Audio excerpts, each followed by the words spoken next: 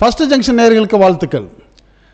நேற்று வந்து திண்டிவனம் தைலாபுரத்தில் வந்து பாட்டாளி மக்கள் கட்சியுடைய தலைவர் ராமதாஸ் அவர்கள் வந்து ப்ரெஸ் மீட் கொடுக்குறாரு. ரொம்ப வேதனையாக பல விஷயங்களை பகிர்ந்துக்கிறாரு. அப்பா அம்மானுக்குள்ள சண்டை எதுக்காங்க? ஏதாச்சும் கொள்கையினாலையா? இல்லை, கூட்டணி பிரச்சனை. சரி, என்ன கூட்டணி பிரச்சனை? சீட்டுக்கும் ஸ்வீட்டுக்கும் தாங்க பிரச்சனை. சரி, அதை வந்து என்ன எல்லாமே அப்பா தானே முடிவு பண்ணுவார். இல்லை, இப்போ மகன் வந்து டேக் ஓவர் பண்ணிட்டாரு, அப்பா மிஞ்சி போயிட்டாரு. அதனால் இப்போ என்ன பண்ணுறாரு, எல்லா ப்ரெஸ்ஸையும் கூப்பிட்டு வச்சு நான் தப்பு செஞ்சிட்டேன், நான் வாழ்க்கையில் செஞ்ச பெரிய தப்பு, என் குடும்பத்தில் யாருக்குமே நான் வந்து பொறுப்பு கொடுக்க மாட்டேன்னு சொன்னேன். அப்படி சொன்ன நான் என் சத்தியத்தை மீறி என் மயன் அன்புமணிக்கு வந்து 35 வயசில் மத்திய அமைச்சர் வாங்கி கொடுத்ததான் நான் செஞ்ச பெரிய தப்பு ப்ரெஸ்ஸில் சொல்கிறாரு டாக்டர் ராமதாஸ் அவர்கள். அப்புறம் சொல்கிறாரு, காடிவெட்டு குரு இந்த இயக்கத்துக்காக பாடுபட்ட ஆள் கடைசியில் கவனிக்க முடியாமல் வந்தாலும் இறந்துட்டாரு. இதுக்கெல்லாம் காரணம் அன்புமணி தான். அவங்க அம்மாவே கொல்ல பார்த்தாருங்க, பாட்டில் எடுத்து அடித்து. அந்த அம்மா அப்படி லேசாக தலையை திருப்பினா முகத்தில் அடித்தா அது என்ன ஆயிருக்கும், அப்படி கதற ஆரம்பிச்சிட்டாரு பாமகவுடைய நிறுவனர் டாக்டர் ராமதாஸ் அவர்கள். இன்னும் நிறைய விஷயங்களை ப்ரெஸ்ஸில் சொல்லி வீட்டுக்குள்ளே நடந்த சண்டை, கட்சிக்குள்ளே நடந்த சண்டை, கூட்டணியில் நடந்த சண்டை, கொள்கையில் நடந்த சண்டை எல்லாத்தையும் போட்டு உடைச்சிட்டாரு. இனிமேல் அவர் மனசுக்குள்ளே பாரம் எதுவும் இருக்காதுங்கிற மாதிரி எல்லாத்தையும் சொன்ன அவர் ஏன் இதையெல்லாம் சொன்னார்? என்ன தான் நடக்குது? இப்போ பாட்டாளி மக்கள் கட்சி இனிமேல் இருக்குமா இருக்காதா, ஒன்றா இருக்குமா ரெண்டாக இருக்குமா? பல செய்திகளை சில நிமிடங்கள் நீங்கள் கவனமாக கடைசி வரைக்கும் கேளுங்க. கேட்குறதோட மட்டும் இல்லாமல் இதில் முக்கியமான ஒரு விஷயம், அந்த ப்ரெஸ் மீட்டில் கொடுக்குறப்போ அவங்க கட்சி தொண்டன் கொடுத்த ஒரு தபாலை படிக்க சொல்கிறாரு. அந்த தபாலில் முகலாய மன்னர்களை, இஸ்லாமியர்களை தாக்கி சில குறிப்புகளை சொல்கிறாரு. அதுதான் எல்லாருக்கும் ரொம்ப வேதனையான விஷயமா இருக்குது. அப்படி அவர் என்ன சொன்னாருங்கிறதையும் நீங்கள் இதை கவனமாக கேளுங்க. கேட்டுட்டு இதை பற்றி உங்களுடைய கருத்துக்களையும் நீங்கள் இந்த ஃபஸ்ட்டு செக்ஷன் கமெண்ட் பாக்ஸில் கமெண்ட்ஸ் பண்ணுங்கள். இப்போ நம்ம வீடியோக்குள்ளே போவோம். உங்கள் எல்லாருக்குமே தெரியும், சில மாதங்களுக்கு முன்னாடி பாண்டிச்சேரியில் நடந்த ஒரு பொதுக்குழு கூட்டத்தில், பாட்டாளி மக்கள் கட்சி பொதுக்குழு கூட்டத்தில் டாக்டர் ராமதாஸ் அவர்கள் என்ன பண்ணுறாரு, தன்னுடைய பேரனை, மகளுடைய மகனை வந்து இளைஞரணி தலைவராக வந்து நியமனம் பண்ணுறாரு. மேடையில் அறிவிக்கிறப்பவே அதே மேடையில் பக்கத்து இருக்கையில் இருந்த டாக்டர் அன்புமணி என்ன பண்ணுறாரு, அதுக்கு அப்ஜெக்ஷன் பண்ணிவிட்டு, ஒன்றும் தெரியாத இவனைக்கெல்லாம் போட்டு நீங்கள் பொறுப்பு கொடுக்கலாமா அப்படின்ட்டு அப்பாவுடைய அந்த நாமினேஷனுக்கு வந்து அப்ஜெக்ஷனை வந்து ஒரு நாகரிகம் இல்லாமல் பண்ணுறாரு. அதை கேட்டவுடனே டாக்டர் ராமதாஸ் சொல்கிறாரு, இது நான் வளர்த்த கட்சி, நான் உருவாக்கின கட்சி, நான் தான் ஃபவுண்டர், நான் தான் செய்வேன், உனக்கு இருந்தால் இரு, இல்லாட்டி போ அப்படின்னு பகிரங்கமாக சொன்னார். இது என்னமோ ரெண்டு சின்ன பிள்ளைங்க அடிச்சுக்கிற மாதிரி இருந்துச்சு, பார்க்குறவங்களுக்கு ஒரு முகம் சுளிக்கிற மாதிரி இருந்துச்சு. அன்றைக்கே பலரும் பேசுனாங்க, முடிஞ்சிச்சு பாட்டாளி மக்கள் கட்சி கதை அப்படின்னு முடித்தாங்க. அப்புறம் அங்கிட்டு ஒரு நாள் 2 நாளில் வந்து பாட்டாளி மக்கள் கட்சியில் உள்ள 2ஆம் தர தலைவர்கள்லாம் ஒன்று கூடி எப்படியோ அப்பா அம்மாவை சந்திக்க வச்சு பேச வச்சாங்க. அப்படி இருந்தால் அன்புமணி அப்பாவை பார்க்க போகிறாரு. டாக்டர் ராமதாஸ் வந்து இப்படி திரும்பி உட்காந்துக்கிட்டாரு, மையம் இப்படி இருக்காரு, அவர் பார்த்தே பேசலை. அப்போ ஏதோ கொஞ்சம் சமாதானம் ஆகிட்டாங்கிற மாதிரி செய்தி வந்துச்சு. அதுக்கு பிறகு என்ன நடந்துச்சு, அவங்க வந்து முழு நிலவு சித்திரை திருவிழான்னு சொல்லி பாட்டாளி மக்கள் கட்சி வன்னியர்கள்லாம் திரட்டி ஒரு மிகப்பெரிய மாநாடு நடத்துவாங்க. 12 வருஷமாக நடத்தாத மாநாட்டை இந்த 2025 சென்னையில் நடத்தினாங்க. மகாபலிபுரத்தில் மிக பிரம்மாண்டமான மாநாடு, பாராட்டப்பட வேண்டிய மாநாடு, லட்சக்கணக்கான வன்னிய மக்கள் வந்தாங்க. அந்த மாநாட்டில் வந்தவங்க எல்லாம் பாட்டாளி மக்கள் கட்சின்னு சொல்ல முடியாது, இதைத்தான் அரசியல் நோக்கரெல்லாம் சொல்கிறாங்க. வன்னியர்களுடைய உரிமைக்காக நாங்கள் போராடுறோம், ஒன்று சேர்றோங்கிறத உலகுக்கு காட்டணும், அரசியலுக்கு காட்டணுங்கிற மாதிரி அவங்க கொடுத்த தகவலுக்காக வன்னிய மக்கள்லாம் திரண்டு வந்தாங்க. எல்லா கட்சியிலும் இருக்கிறவங்களும் வந்தாங்க. ஆனால் அதை கூட இவங்க என்ன பண்ணிட்டாங்க, ஒரு பாட்டாளி மக்கள் கட்சி ஏற்பாடு பண்ண மாதிரியே கொண்டு போனாங்க. அதெல்லாம் சந்தோஷம்தான். அப்படியே கொண்டு போனவங்க அந்த மாநாடு முடிகிற வரைக்குமாச்சும் அதை கடைபிடிச்சிருந்தா நல்லா இருக்கும். மாநாட்டு முடிவில் நிறைவுரையாற்றின நிறுவனர் ராமதாஸ் என்ன பண்ணாரு, போட்டு உடைச்சிடுறாரு. என்ன உடைக்கிறாரு, தன் மகனை வந்து பப்ளிக்காக அவ்வளோ பெரிய லட்சக்கணக்கான மாநாடு மக்கள் மத்தியில் வச்சுக்கிட்டே சொல்கிறாரு, அவர் பேரை சொல்லாமல் பொறுப்பில் இருக்கிறீங்க, ஒவ்வொருத்தர் 4 ஃபோனு வச்சுக்கிறீங்க, ரியல் எஸ்டேட் பண்ணுறீங்க, உள்குத்து கூட்டணி வச்சுக்கிறீங்க, தேவையில்லாத வேலையெல்லாம் பார்க்குறீங்க, கட்சி வேலையை ஒழுங்காக பார்க்குறதில்ல, ஆடம்பர கார்லையெல்லாம் போக ஆரம்பிச்சிட்டிங்க, போங்க. ஆனால் இனிமேல் இதெல்லாம் நடக்காத தம்பி, விடமாட்டேன், உங்கள் பவரெல்லாம் புரிஞ்சிருவேன், புது ஆளுகளை போட்டு அருமையாக செய்வேன் அப்படின்னு ஒரு கடுமையான எச்சரிக்கையெல்லாம் விட்ட உடனே கூடியிருந்த லட்சக்கணக்கான மக்களுக்கு என்னடா அது அறைக்குள்ளே பேச வேண்டியதை இவ்வளோ பெரிய அரங்கத்தில் தலைவர் பேசுகிறாருங்கிற முகச்சுளிப்பு வந்துச்சு. இதை கேட்டுக்கிட்டு இருந்த பக்கத்தில் இருந்த அவருடைய மகன் அன்புமணி, டாக்டர் அன்புமணிக்கும் அதே நிலைமை தான். உடனே எல்லாரும் முடிவு பண்ணிட்டாங்க, முடிஞ்சிச்சு போ, இவ்வளோ பெரிய மாநாட்டை கூட்டி கட்சியை ஒன்றும் இல்லாமல் ஆக்கினதுக்காக இப்படி பண்ணினீங்கிற மாதிரி எல்லாரும் பேசிட்டு போனாங்க. இதுவும் நமக்கெல்லாம் தெரியும். இதுக்கு பிறகு டாக்டர் ராமதாஸ் என்ன பண்ணுறாரு, தன்னுடைய அவங்களுக்குள்ளே புகஞ்சிக்கிட்டே இருக்குது. இது வச்ச பாண்டிச்சேரியில் வச்ச நெருப்பு புகஞ்சிக்கிட்டே வந்து பெரும் புகைச்சலா இந்த முழு நிலவு சித்திரை திருவிழாவில் ஆரம்பித்து பெரிய புகை வந்த உடனே இந்த புகையை எப்படியாச்சும் அணைச்சிருவோன்னு என்ன பண்ணுறாரு டாக்டர் ராமதாஸ், என்ன பண்ணுறாங்க, அவருடைய 108 மாவட்ட செயலாளர் அழைப்பு விடுறாரு ஒரு கூட்டத்துக்கு. அவங்க வந்து ஒரு நிர்வாகத்துக்காக 108 பேர் 108 மாவட்டமாக பிரித்து வச்சுருக்கிறாங்க. அப்படி அழைச்ச பிறகு 10 மணிக்கு கூட்டம்னு அறிவிக்கிறாரு. ஆனால் யாருமே வரல. 108 பேரில் 8 பேர் தாங்க வந்தாங்க. அவசரம்னா 108க்கு போனால் வண்டி வந்து நிற்கும்ல, அது மாதிரி எல்லாரும் வந்து நிற்பாங்கன்ட்டு டாக்டர் ராமதாஸ் எதிர்பார்க்குறாரு. ஆனால் வந்தது 8 பேர், 100 பேர் அப்செட் ஆகிட்டார். ஆஹா, நிலைமை மோசமாக போச்சே அப்படின்ட்டு என்ன பண்ணுறாரு, அதுக்கு பிறகு அந்த ப்ரெஸ் எல்லாம் கூப்பிட்டு தன் மனசுக்குள்ளே வச்சிருந்தெல்லாம் அள்ளி கொட்டுறாரு. கட்சியை வந்து கெடுத்துட்டாங்க, நான் பெரிய தப்பு பண்ணிட்டேன். என்ன தப்பு பண்ணிட்டேன், என் மகனுக்கு நான் வந்து இந்த கட்சியை ஆரம்பிக்கிறப்ப நான் எடுத்த முடிவு வந்து பாட்டாளி மக்கள் கட்சியில் வந்து என் குடும்பத்தில் யாருக்குமே வந்து எந்த பொறுப்பும் கொடுக்க மாட்டேன்னு சொன்னேன். அதை மீறி, சத்தியத்தை மீறி என் மகன் அன்புமணிக்கு நான் வந்து மத்திய மந்திரி பதவி வாங்கி கொடுத்தது தான் நான் மிகப்பெரிய தப்புன்னு நிறைய விஷயங்களை சொல்கிறாரு. அதுக்கு அடுத்தாப்பில் வருவான். சொல்லிவிட்டு என்ன சொல்கிறாரு, அவரோடுக்கு வந்து அந்த அவர் பாட்டாளி மக்கள் கட்சியில் ஒரு தொண்டன் வந்து ஒரு தபால் எழுதுறான். அந்த தபாலை வந்து படிப்பா அப்படின்னு சொல்லி அந்த தொண்டன் அந்த மாவட்ட செயலாளர் கூப்பிட்டு படிக்க சொல்கிறாரு. அவர் அந்த படித்த தபாலில் 2 வாசகங்களை வந்து முகலாய மன்னர்களை, இஸ்லாமியர்களை தாக்கி இல்லாத ஒரு குற்றத்தை சுமத்தி பேசுகிறாங்க. அதுதான் இன்றைக்கி பெரிய பேசும் பொருளாக இருக்குது. அப்படியே அவங்க என்ன பேசுகிறாங்கங்கிறத இப்போ நம்ம இந்த 2 நிமிட காணொலியில் கேட்டுட்டு மறுபடியும் வீடியோக்குள்ளே போவோம்.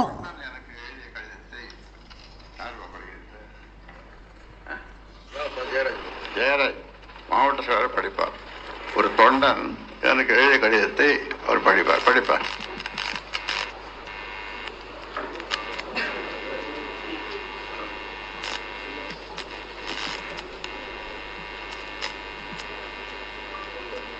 பாமக வரலாற்றில் பாண்டி பொதுக்குழு ஒரு கருப்பு நாள்.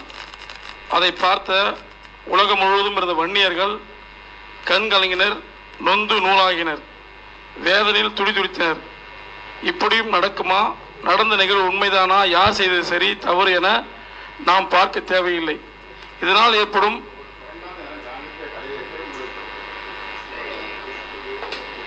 ஏற்படும் பின்விளைவுகள் தான் நம்மை கவலை கொள்ள செய்கிறது.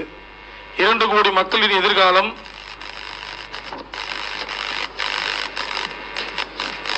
கேள்விக்குறியாக்கப்பட்டுள்ளது. தந்தை மகனுக்கு இடையில் யாரிடம் தோற்பது என்பதுதான் கேள்வி. தந்தை எனும் ஆன்மா அங்கே கொலை செய்யப்பட்டது என்றே சொல்லலாம். இந்தியாவின் மிக மூத்த அரசியல் தலைவர் மருத்துவர் ராமதாஸ், பிரதமர் மோடி எவ்வளவு பெரிய புகழாரம். ஆனால் இன்று நடந்தது 100 மாடி கட்டிடத்தின் மேலே இருந்து ஐயா அவர்களை குப்புற கீழே தள்ளப்பட்ட நிலை. 2 கோடி வன்னியர்களும் அவமானத்தால் தலைகுனிந்தார்கள்.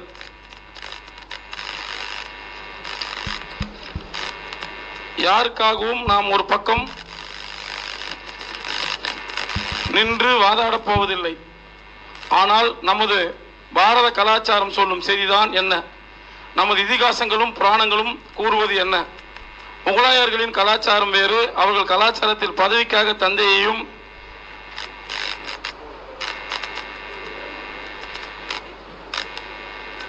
சகோதரனும் கொள்வது, சிறைப்பிடிப்பது ஏற்புடையது. பதவிக்காகவும் அதிகாரத்திற்காகவும் எதையும் வேண்டுமானாலும் செய்தார்கள். நமது கலாச்சாரம் வேறு. தந்தை சொல்மிக்க மந்திரம் இல்லை. எடுத்துக்காட்டு 1 ராமன்,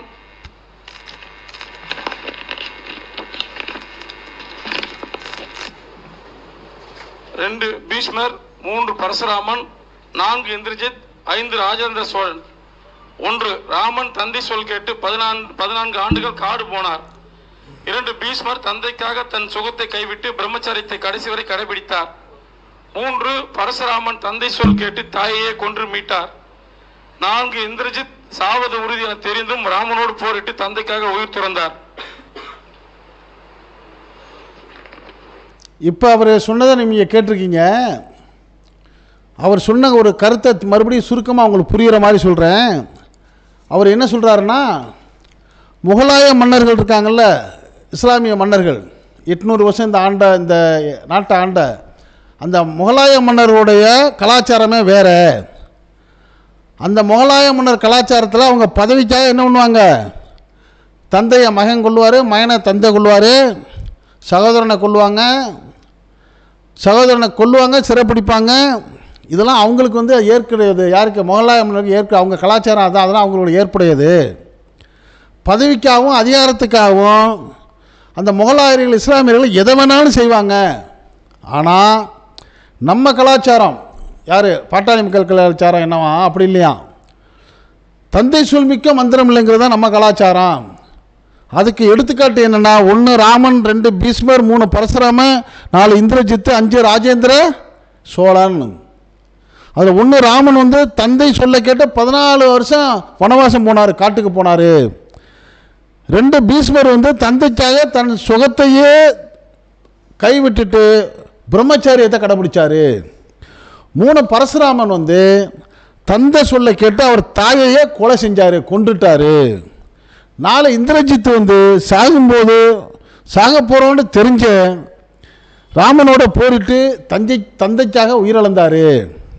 5 ராஜேந்திர சோழன் வந்து தளபதியாக இருந்து தந்தைக்கு பிறகு அரசனாக முடிச்சுட்டினார். இப்படிலாம் நம்ம கலாச்சாரம் இருக்குது. ஆனால் இஸ்லாமிய மன்னர்கள், முகலாய மன்னர்கள் வந்து அப்பா மகனை கொள்வார், மகனை அப்பா கொள்வார், சகோதரனை சிறைப்பிடிப்பார். இப்படிலாம் சொல்லி பேசுனது ஏன் பேசுனாங்க? இவங்க கூட்டத்துக்கும் முகலாய மன்னருக்கும் என்ன சம்பந்தம் இருக்குது? ஏதாவது பொருத்தம் இருக்கா? நீங்கள் சொல்லுங்கள்.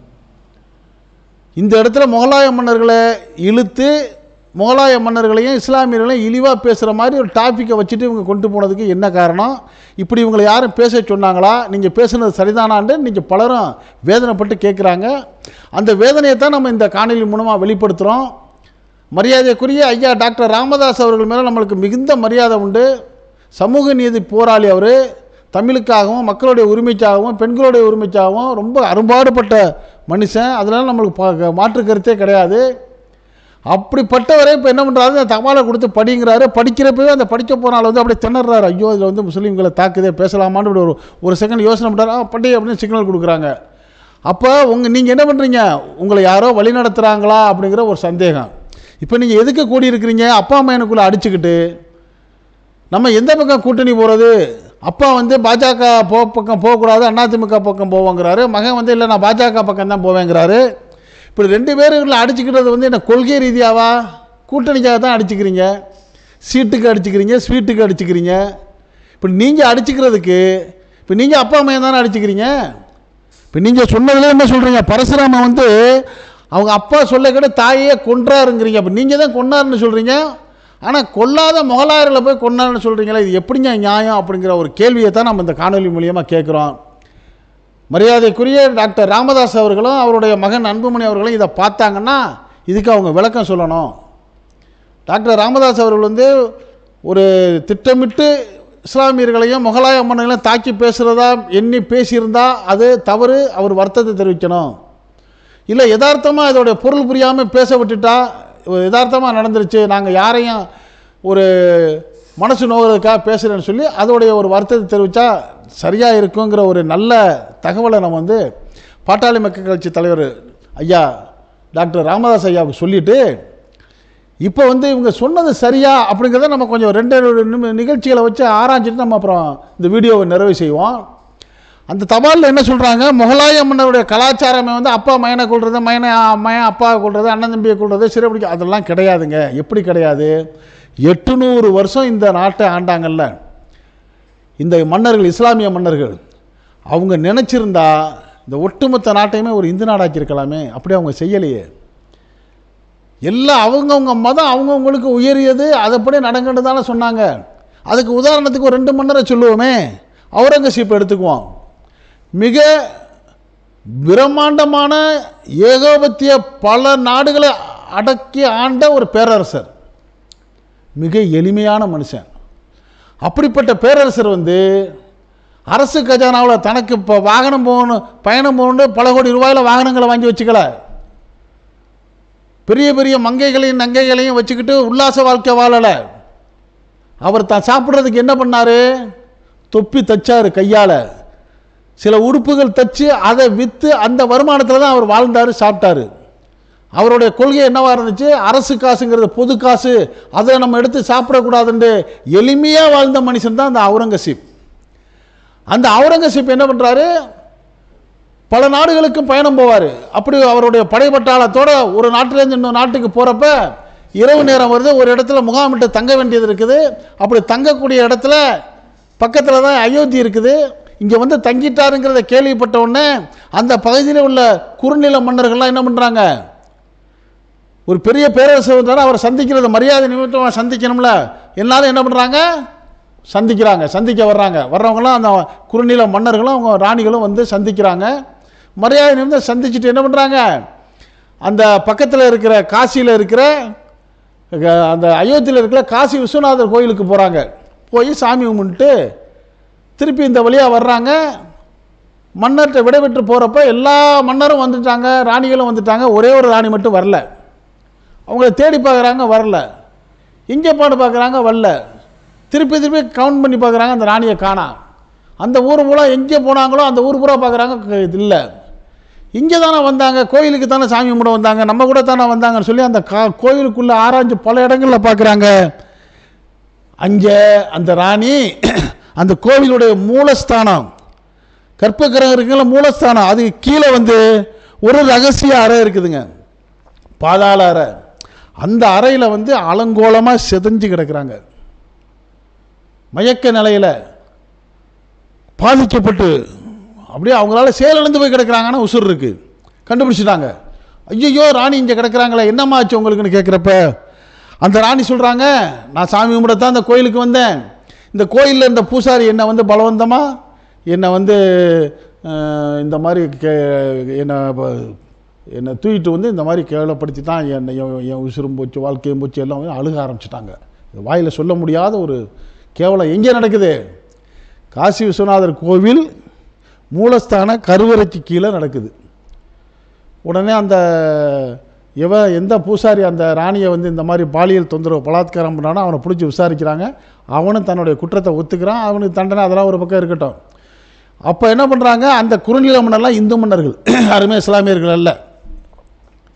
அப்போ அவங்க என்ன சொல்கிறாங்க? இந்த அவுரங்கசீப்பிட்ட முகலாய மன்னர்கிட்ட சொல்கிறாங்க, ஐயா எங்கள் கோயிலை வந்து புனிதத்தை கெடுத்துட்டான் அந்த பூசாரி, அந்த கோயிலில் அந்த இடத்துல அது நடந்திருக்கவே கூடாது, அதனால் நீங்கள் தயவுசெய்து எங்களுக்கு அந்த கோயிலை இடிங்கிறார். ஏன்னா இவர் தான் சீஃப் அத்தாரிட்டி, அவர் தான் எல்லா நாடுகளுக்கும். அப்போ இந்த இந்து மன்னர்கள் குறுநில மன்னர்கள் கேட்டுக்கிட்டதுக்கு இணங்க அந்த கோயிலை இடிக்கிறாரு. யார் இடிக்கிறது? அவுரங்கசீப் இடிக்கிறாங்க. இடிச்சிட்டு அதை சுத்தப்படுத்திட்டு திருப்பி அதே இடத்துல காசி விஸ்வநாதர் கோயிலை கட்டியும் கொடுக்கறதுக்கான ஏற்பாடு எல்லாம் நடக்குது. அதுதான் இப்போ இருக்கிற கோவில். இந்த சரித்திரத்தை வந்து ஆர்எஸ்எஸ் பாஜகவுடைய நிர்வாகிகள் எப்படி திருச்சி வெளியிடுறாங்க? கோயில் அடிச்சிட்டாரு அவுரங்கசீப், கோவில் அடிச்சிட்டாரு முகலாய மன்னர்னு சொல்கிறாங்களோட, ஏன் அடித்தார், எதுக்கு அடித்தார், யார் சொல்லி அடித்தார், யாருக்காக அடித்தார், இந்த சரித்திரத்தை சொல்கிறதே இல்லை. எப்படி சரித்திரத்தை திரிக்கிறாங்க பார்த்தீங்களா? இது ஒரு மன்னர் முகலாய மன்னர், இன்னொரு முகலாய மன்னர் மட்டும் சொல்லிட்டு போவோமே. இந்த முகலாய மன்னரில் கடைசி மனுஷர் வந்து யார்? மன்னர் பகதூர் ஷா. இந்த நாட்டுடைய சுதந்திரத்துக்காக தான் உயிரையே விட்டவர், சொத்தை விட்டவர், சுகத்தை விட்டவர். அந்த மன்னர் பகதூர் ஷாவை வந்து ஆங்கிலேயர் என்ன பண்ணுறாங்க? சிறைப்பிடித்து கொண்டு போய் இந்தியாவில் வச்சா இவருக்கு வந்து சப்போர்ட் வந்துட்டு பர்மாவில் கொண்டு போய் ஒரு கொடுஞ்சிறையில் அடைக்கிறாங்க, கொடுமைப்படுத்துகிறாங்க. நீ இந்த சுதந்திர போராட்டத்தை விடுங்கிறாங்க. அவர் முடியாதுங்கிறாரு. எப்படியாவது நாங்கள் வந்து இந்த இந்தியாவை சுதந்திர இந்தியாவாக்குவோன்னு சொல்லி போராடின அந்த மன்னர் பகதூர் ஷா ஒரு நாள் காலையில் பசி வந்தது, காலை உணவு கேட்குறப்ப அந்த வெள்ளைக்கார காவலர் வந்து ஒரு தட்டில் எடுத்துகிட்டு வர்றாரு, துணி போத்தி இருக்கு. சரி நமக்கு காலை உணவு வந்திருக்குன்னு நினைக்கிறாரு. அப்போ சொல்கிறாரு, இருந்தாங்க நீங்கள் காலை உணவு கட்டிலன்னா தட்டை வைக்கிறாரு. அந்த துணியை அப்படி நீக்கிறாரு மன்னர் பகதூர் ஷா. அதுக்குள்ளே அந்த தட்டு மேலே 2 தலைகள், அவருடைய மகன்களுடைய 2 தலைகள் வெட்டப்பட்டு இருக்குது. எவ்வளவு பெரிய சோகம் பாருங்க. அப்போ அந்த வெள்ளைக்கார போலீஸ் சொல்கிறாரு, சுதந்திர போராட்டத்தை நீ கைவிடலைன்னா அடுத்து ஓன் தலை இப்படி ஆயிருங்கிறாரு. தன்னுடைய 2 மகன்கள் தலையையும் வெட்டப்பட்டதையும் கண்ட மன்னர் பகதூர் ஷா போராட்டத்தை கைவிடவில்லை. இந்த நாளை சுதந்திரம் அடைஞ்சே தீரணும்னு சொல்லி உறுதியாக இருந்தார். அந்த மன்னர் பகதூர் ஷா அவர்களை கொடுமைப்படுத்தி கடுஞ்சிறைக்கு ஆளாக்கி பர்மாவிலே அவர் இறந்துடுறாரு. இப்போ அவர் அடக்கம் செய்ய போகிறாங்க. அவர் கையில் ஒரு சிறு பொட்டலம் இருக்குது, ஒரு பையில். அதை பிரித்து பார்க்குறாங்க, அதுக்குள்ளே கொஞ்சம் மண் இருக்குது, ஒரு கடிதம் இருக்குது. அந்த கடிதத்தில் அவர் எழுதியிருக்கிறாரு, இந்தியாவுடைய சுதந்திரத்துக்காக போராடக்கூடிய நான் இந்த வெள்ளைக்காரர்களால் எந்த இடத்திலும் உயிரிழக்க செய்யப்படலாம். அப்போ என்னை அடக்கம் செய்கிறப்ப என் தாய் நாட்டில் அடக்கம் பண்ணுறாங்களா இல்லை வேறு ஏதாவது ஒரு நாட்டில் அடக்கம் பண்ணுறாங்களா எனக்கு தெரியாது. ஒருவேளை என்னுடைய தாய்நாடு இல்லாத நான் ஏதாவது வேறு நாட்டில் அடக்கம் செய்யப்பட்டா என்னுடைய அந்த குழியில், அந்த அடக்கம் செய்யப்பட்ட கல்லறை குழியில் என்னுடைய இந்திய தாய்நாட்டு மண்ணை என் மீது போட்டு அடக்கம் செய்கின்றார். எந்த அளவுக்கு தன் தாய்நாட்டு மண் மேலே பாசம் வச்சவர் தான் இந்த முகலாய மன்னர். இன்னும் முகலாய மன்னர்னா உங்களுக்கு என்ன கிள்ளுக்கீரையா? இந்தியாவுடைய சுதந்திரம் வாங்குறப்ப இந்தியா சுதந்திர போராட்டம் உச்சகட்டம் ஆயிருச்சு, வேற வழியே இல்லை, இந்த நாட்டுக்கு சுதந்திரம் கொடுத்தே ஆகணுங்கிற ஒரு முடிவுக்கு யார் வர்றா? கிளம்பர்ட் அட்லி வர்றாரு. 1946 அந்த முடிவு எடுத்துட்டாங்க அந்த லண்டன். அதுக்கு உடனே என்ன பண்ணுறாங்க, லார்ட் கிரீப்ஸுங்கிற ஒரு கிரிப்ஸுங்கிற தலைமையில் ஒரு குழுவை போடுறாங்க. அந்த குழுவுக்கு பேரே கிரிப்ஸ் குழுன்னு சொல்லுவாங்க. அப்போ அந்த லார்டு கிரிப்ஸ் என்ன பண்ணுறாரு, இந்தியாவில் சுற்றுப்பயணம் பண்ணிட்டு இப்போ இந்தியாவுக்கு சுதந்திரம் கொடுத்து தான் அவனை வேறு வழி இல்லை, எப்படி கொடுக்குறது, எங்கே கொடுக்கணும், யார்கிட்ட கொடுக்கணுங்கிறத யார்கிட்ட கேட்குறதுனே அவருக்கு புரியலை. கம்ப்ளீட்டாக ஆராய்ச்சி பண்ணிவிட்டு 3 பேரை கூப்பிடுறாரு. யார்? லண்டனுடைய அந்த கிரிப்ஸ் 3 பேரை கூப்பிடுறாரு. அந்த குழு கூப்பிடுது. அதில் கூப்பிட்ட ஒரு நபர் காங்கிரஸுடைய அபுல் கலாம் ஆசாத். அவரை கூப்பிட்றாங்க, காங்கிரஸ் தரப்பா நீங்கள் வாங்க பேச்சுவார்த்தைக்கு. அடுத்து முஸ்லீம் லீக்குடைய தலைவர் முகமது அலி ஜின்னா, நீங்கள் வாங்க. அப்போ அந்த 2 கட்சி தான் கட்சி. அப்போ சுதந்திரத்துக்காக போராடினது, பொருள் உயிர் ஆவி எல்லாம் கொடுத்ததெல்லாம் இவங்க தான். இப்போ ஆட்சி ஆடுறவங்கலாம் 5 சின்ன வேலையோட சுதந்திரத்துக்காக செஞ்சது கிடையாது. அடுத்து 542 சமஸ்தானங்கள். அந்த சமஸ்தானங்களுடைய சார்பா பீகாருடைய நவாபை கூப்பிடுறான். யாரு கூப்பிடுறது? வெள்ளைக்காரன் கிரிப்ஸ் குழு கூப்பிடுது. அப்போ அவங்களுக்கு தெரியுது இவங்க தான் அத்தாரிட்டின்னு கூப்பிட்டு 3 பேர் கையில் தாங்க இந்திய சுதந்திரத்தை கொடுத்தாங்க. அப்படி இந்த நாட்டுக்காக சுதந்திரம் வாங்கிய 800 வருஷம் ஆண்ட இந்த முகலாய மன்னர்களுடைய குடும்பத்தை 2 நிமிஷத்தில் நீங்கள் பாட்டாளி மக்கள் கட்சி அப்பா அம்மையை அடிச்சுக்கிற சண்டையில் இழிவாக பேசுகிறீங்கன்னா, திரித்து பேசுகிறீங்கன்னா, இதோடைய நோக்கம் என்னங்கிற கேள்வி இன்னைக்கு பல அரசியல் நோக்கர்கள்ட்டையும் வந்திருக்கு. அதை நம்மள்ட்டையும் சிலர் ஃபோன் பண்ணி வருத்தமாக பேசுகிறாங்க. நம்மளுக்கும் அது வேதனையாக இருந்துச்சு. அதனால தான் அவர் பேசின காட்சியை எடுத்து போட்டுட்டு இது நியாயம்தானா அப்படின்னு சொல்லி டாக்டர் ராமதாஸ் அவர்கள் கேட்கறதுக்கு தான் இப்போ நம்ம பேசுகிறோம். இந்த நாட்டுக்காக உயிர் தியாகம் பண்ண தலைவர்களெல்லாம், அதாவது முகலாய மன்னர்கள் யாராவது ஒருத்தர் 2 பேர் தவறு செஞ்சுருக்கலாம். தவறே செய்யாத மன்னர் இருப்பான்னு நம்ம சொல்ல முடியாது. 800 வருஷம் ஆள்றப்ப எவ்வளவோ இப்போ நிகழ்ச்சிகள் நடந்திருக்கும். 98 நல்ல நிகழ்ச்சி நடந்திருக்கு, 2 தப்பான நிகழ்ச்சியோட நடந்திருக்கலாம். ஏன் முஸ்லீம் அல்லாத மன்னர்கள் நடக்கலையா? ராஜராஜ சோழன் என்ன பண்ணுறாரு, அவருடைய அண்ணன் ஆதித்ய கரிகார சோழனுக்கு பதவி போயிருமே, நம்ம எப்படியாச்சும் ஆளணுமேங்கிறதுக்காக என்ன சூழ்ச்சி பண்ணுறாரு, அந்த அரசவையில் இருந்த அந்த பிராமணர்கள், அப்போ பிராமணர்கள் தான் அரசுகளுக்கு ஆலோசனை சொல்லக்கூடியவளாகவும் மந்திரம் சொல்லக்கூடிய ஆளும் சோசியம் சொல்லக்கூடிய ஆளாக இருந்தாங்க. அவர்கிட்ட சொல்லி கொடுத்து சொல்லி வச்சுறாரு, இந்த ஆதித்ய கரிகால சோழன் இந்த நாட்டுக்கு பொறுப்புக்கு வந்தால் தான் நாடு குட்டிச்சோரா போயிருங்கிற மாதிரி ஒரு கருத்தை எடுத்து சொல்லி அந்த நாட்டை விட்டு ஆதித்ய கரிகால சோழனை அப்புறப்படுத்தி காட்டுக்கு அனுப்பி ஒரு சிறு கிராமத்தில் அவர் ஆளாச்சு. கடைசி வரைக்கும் அவர் நாட்டுக்கு வரவும் இல்லை, அவர் அந்த பதவி ஏற்கவும் இல்லை. பதவி ஏற்றது ராஜராஜ சோழன். இது துரோகம் இல்லையா? அது எத்தனையோ சேர சோழ பாண்டியர்கள் போரிட்டு கொலைகளையும் தாக்குதலையும் சிறைகளையும் நடத்தின வரலாறுகளை நாங்கள் எடுத்து சொல்லலாமா? இப்படி உங்களுக்குள்ள 1000 ஏன் இப்போ நீங்கள் சொன்னீங்களே 5 பாயிண்ட் சொன்னீங்களே, அதில் என்ன சொல்றீங்க? 3வது பாயிண்ட் பரசுராமன் தந்தை சொல் கேட்டு தாயையே கொன்றாருங்கிறீங்களே. இப்போ இது இல்லையா? இப்போ உங்களுக்கு எவ்வளோ விஷயம் உங்களுக்குள்ள இவ்வளோ குப்பையை வச்சுக்கிட்டு தேவையில்லாமல் இல்லாத ஒரு சமூகத்தை, இஸ்லாமிய சமூகத்தை நீங்கள் இப்படி இழுத்து பழித்து பேசின இந்த கூட்டத்துடைய பேச்சு சரிதானாங்கிறத நம்ம கேட்குறோம். தயவுசெய்து உங்கள் மனசாட்சி உறுத்துச்சுன்னா இதுக்கு பதில் சொல்லுங்க. இப்போ என்ன சொல்கிறாரு, பாரதிய ஜனதாவோட எப்படியாச்சும் கூட்டணி வச்சுக்கிட்டு போகணுங்கிறதா அன்புமணி ராமதாஸ் அவருடைய விருப்பம். நீங்கள் போங்க, உங்களை யார் தடுக்கிறா? இதே ராமதாஸ் வந்து அந்த ப்ரெஸ் மீட்லேயே சொல்கிறாரு, என்னுடைய சோத்தாங்கால வலதுகால ராமதாஸ் அன்புமணி பிடிச்சிக்கிட்டான், இடதுகால என் மருமக சௌமியா பிடிச்சி அழுதாங்க. நீங்கள் வந்து எங்களுக்கு இந்த பாஜகவோட கூட்டணி வைக்கலன்னா நீங்கள் தான் எங்களுக்கு கொல்லி வைக்க வேண்டிய வரும்னு சொன்னாராம். யார்? இந்த அன்புமணி. அப்போ ஒரு தந்தை என்ன நினைப்பார், ஐயோ நம்ம புள்ள செத்து போயிட்டானா நம்ம என்ன பண்ணணும், சரி போவோன்னு சொல்லி விருப்பம் இல்லாமல் தான் பாஜக கூட்டணியில் சேர்ந்தேன்னு சொல்கிறாரு.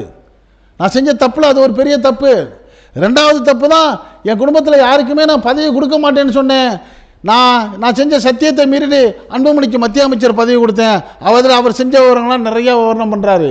அப்புறம் சொல்கிறாரு, இந்த கட்சிக்காக உழைச்சி ஓடா தெரிஞ்ச மனுஷன் காடுவெட்டி குரு, அவரை கடைசி காலத்தில் அந்த மருத்துவத்துக்கு கூட எங்களால் உதவ முடியலை, அவரை சரியாக கவனிக்க முடியாமல் அவர் உயிரிழந்தார், அதுக்கு காரணமும் இந்த அன்புமணி தான் சொல்கிறாரு. தன் மகனை வந்து அடுக்கடுக்காக எடுத்து வைக்கிறாரு. அப்புறம் என்ன சொல்கிறாரு, அந்த இப்போ நடந்த பேச்சுவார்த்தையில் ஒரு பாட்டில் எடுத்து ஓஞ்சி அடிக்கிறாரு அவங்க அம்மா மேலே. நல்ல வேளை அந்த அம்மா அப்படி முகத்தை சாச்சிச்சு, இல்லாட்டி அது மண்டையில் அடிபட்டு என் மனைவி செத்து போயிருக்கோம். இப்படி பதவிக்காக கூட்டணிக்கே தாயே கொள்றது கூட தயாராகிட்டான்னு சொல்லி மகன் மேலே பகிரங்கமாக குற்றச்சாட்டை வைக்கிறாரு டாக்டர் ராமதாஸ் அவர்கள். அப்புறம் என்ன சொல்கிறாரு, நான் 108 மாவட்ட செயலாளரை கூப்பிட்டேன்ல, நான் தானே இந்த கட்சிக்கு நிறுவனர் தலைவர், எவ்வளோ கஷ்டப்பட்டு நான் வளர்த்துருப்பேன். ஓ மாதிரி சொகுசுக்காரலையா போனேன், பஸ்ஸில் போவேன், உட்கார சீட்டில் இடம் இருக்காது, கம்பியை பிடிச்சி தொங்கிக்கிட்டே நடந்து நின்றுக்கிட்டு போவேன், நடந்து போவேன், சைக்கிளில் போவேன், இருட்டாக இருக்கும், அறிக்கையிலட்டு எடுத்து வச்சுட்டுலாம் போயிருக்கிறேன். ஒவ்வொரு கிராமம் 95,000 கிராமங்களுக்கு போய் நான் கட்சியை வளர்த்துருக்கிறேன். இந்த பாட்டாளி மக்கள் கட்சியுடைய அந்த மக்களுடைய உரிமைகளுக்காக எவ்வளோ நான் பாடுபட்டிருக்கிறேன். இப்போ நீ வந்து என்ன தூக்கி போட்டுட்டு இந்த கட்சிக்கே சம்பந்தம் இல்லாமல், அதாவது இன்னொருத்தர் இந்த பாட்டாளி மக்கள் கட்சியில் ஒருத்தர் சொல்லுவார், ராமதாஸ் அவர்கள் வந்து கட்சிக்காரங்களோட டாக்டர் திண்டிவனத்தில் ஆஸ்பத்திரி வச்சுருக்காரு நேரு வீதியில். நானும் அந்த ஆஸ்பத்திரியை பார்த்துருக்கேன். இப்போ வைத்தியம் பார்த்துக்கிட்டே இருப்பாராம், தொண்டர்கள்லாம் நிறையா வந்திருப்பாங்களாம். வைத்தியம் பார்த்துட்டு தொண்டர்களை பார்க்க வர்றப்ப அன்புமணி படிச்சுக்கிட்டு இருந்தாராம். அவர் உள்ளே வருவாராம், சொல்லுவாராம், அவர் தான் புழப்பத்தை போய்ட்டு கட்சி கட்சின்னு இருக்காரு, இவங்களும் வந்து சேர்ந்துக்கிட்டு இருக்காங்க பாருன்னு பாரான். அந்த அளவுக்கு பாட்டாளி மக்கள் கட்சியை இழிவாக பேசின ஆள் தான் அன்புமணி. அப்படிப்பட்ட மயனுக்கு மயங்கிறதுனால மந்திரியாக்கினவர் இப்போ கட்சியே கேப்சர் படுத்திட்டு அப்பாவை டம்மியாக்க நினைக்கிறாங்கிறத பகிரங்கமாக போட்டு உடைக்கிறாரு டாக்டர் ராமதாஸ். இதெல்லாம் உங்கள் குடும்பத்தில் உள்ளது, நீங்கள் எங்கேயோ போங்க, என்னமோ கூட்டணி வச்சுங்க. தேவையில்லாமல் நீங்கள் கொடுத்த ப்ரெஸ் மீட்டில் முகலாய மன்னர்களை, இஸ்லாமிய மன்னர்களை நீங்கள் இழிவாக பழித்து பேசுனது தவறுங்கிறது உங்கள் மனசாட்சியை உறுத்துச்சுன்னா அதற்காக நீங்கள் ஒரு சின்ன வருத்தமாச்சும் தெரிவிப்பீங்க. இன்னொரு வேண்டுகோள், இதுபோல் இல்லாத விஷயங்களை அபாண்டமாக எந்த ஒரு அரசியல் நோக்கிலும் பேசாதீங்கிற ஒரு தெளிவான ஒரு வேண்டுகோளை தான் நம்ம வைக்கிறோம்.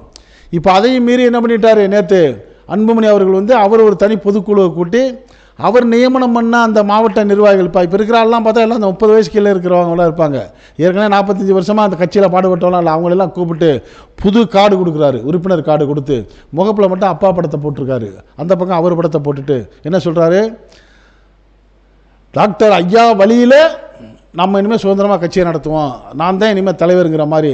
அவர் யாரையாச்சும் நீக்கினாரா அடுத்த நிமிஷம் நான் சேர்க்குறேன் பாருங்கிற மாதிரி கான்ட்ரவர்ஷியலாக போயிட்டுருக்க இந்த கட்சி உடைய ஆரம்பிச்சிருச்சு, ரெண்டாக உடைய ஆரம்பிச்சிருச்சு, மாம்பழம் அழுகிருச்சு, நடக்க போகுது என்னவோ அப்படின்னு சொல்லி அந்த கட்சியில் உள்ள ஜி.கே. மணி என்ன சொல்கிறாரு, ஒன்று நான் சாகணும், இல்லாட்டி இந்த நாட்டை விட்டு ஓடணுங்கிற அளவுக்கு கட்சிக்காக பாடுபட்டவங்கெல்லாம் வேதனைப்படக்கூடிய அளவுக்கு பாட்டாளி மக்கள் கட்சி போயிருச்சு. நம்மளும் அப்படி போகக்கூடாதுன்னு தான் நினைக்கிறோம், நல்லா இருக்கணும்னு நினைக்கிறோம். சரியான முறையில் நேர்மையான முறையில் அரசியல் பண்ணுங்கிற ஒரு அன்பான வேண்டுகோளை தான் இந்த காணொலி மூலமாக வைக்கிறோம். இது பற்றிய உங்களுடைய கருத்துக்களை நீங்கள் இந்த ஃபஸ்ட்டு ஜங்ஷன் கமெண்ட் பாக்ஸில் கமெண்ட்ஸ் பண்ணுங்கள். இந்த செய்தி பிடிச்சினா இதுக்கு ஒரு லைக் கொடுங்க. இதே போன்ற நிகழ்வுகள் நாட்டில் எந்த பக்கம், நாட்டில் நாலா பக்கம் நடக்கக்கூடியதை எந்த விதமான இடைச்செருகளும் இல்லாமல் அப்படியே கொண்டு வந்து உங்கள் வீட்டுக்குள்ளே 4 சுவர்களுக்குள்ளே கொண்டு வந்து சேர்க்கக்கூடிய நம்ம ஃபஸ்ட்டு ஜங்ஷன் சேனலுக்கு சப்ஸ்கிரைப் பண்ணுங்கள். மறக்காமல் பக்கத்தில் இருக்க பெல் ஐக்கானை கிளிக் பண்ணுங்கள். அப்போ தான் நம்ம போடக்கூடிய ஒவ்வொரு வீடியோவும் நோட்டிஃபிகேஷன் காட்ட நீங்கள் விரும்பியதை பார்க்கலாம். என்றும் இணைந்திருப்போம். உங்கள் நண்பன் அஷ்ரஃப் அலி. நன்றி, வாழ்த்துக்கள்.